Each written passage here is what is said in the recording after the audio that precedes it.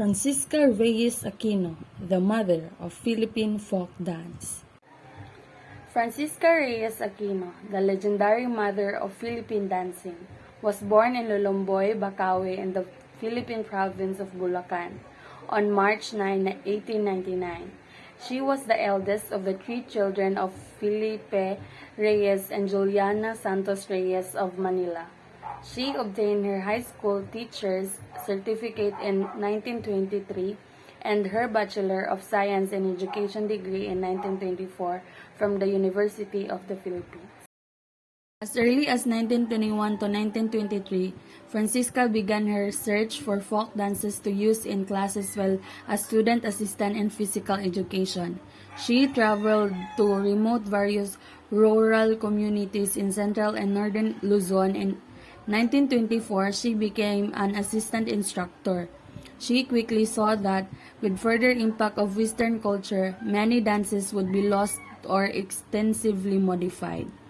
She continued gathering folk dances, songs, and games for her master's thesis at the University of the Philippines in 1926.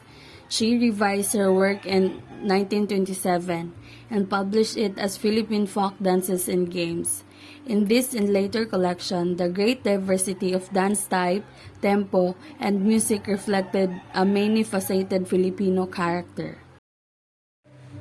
In 1934, Francisca married Professor Ramon P. Tolentino Jr., the Assistant Director of the Department of Physical Education, who shared her dream of promoting physical folk dances in a physical education curriculum in the Philippine schools.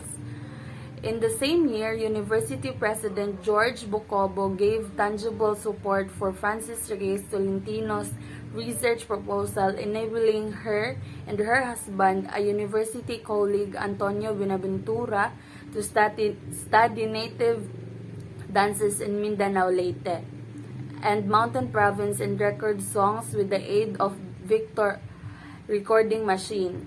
The expedition gathered material on 38 folk dances and 33 songs and airs. This research inspires composition by Mr. Buenaventura and other members of the music faculty and the number of public performances which President Bocobo enthusiastically endorsed. In Leyte, they found the tinikling, dance between rapidly clapped bamboo poles and named after a long-legged bird, the tinikling. Since in rice paddies, tinikling has since become a national favorite of both children and adults. In 1935, they made complete notes of 33 folk songs and dances in Mountain Province and 8 in Ilocos Norte, 14 in Ilocos Sur, and 4 in Abra. Typical of her willingness to make an extra effort so that others might know her country better, Mrs. Reyes Tolentino organized the Filipiniana Folk Dance Troupe, which performed for servicemen as the part of United States Army Special Services for 7 months in 1945. The death of her husband in 1939, after 4.5 years of a close personal and professional partnership, tested Mrs. Reyes Tolentino's devotion to her self-imposed mission to enrich Philippine culture by the propagation of performing folk arts.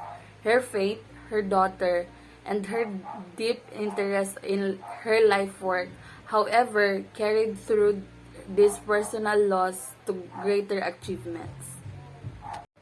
In 1947, she married Serafin Aquino, Secretary-Treasurer of the Philippine Amateur Athletic Federation and enthusiastic collaborator in presentation of his wife's work. That same year, Francis Reyes Aquino became the Superintendent of Physical Education, Bureau of Public Schools, Philippine Republic.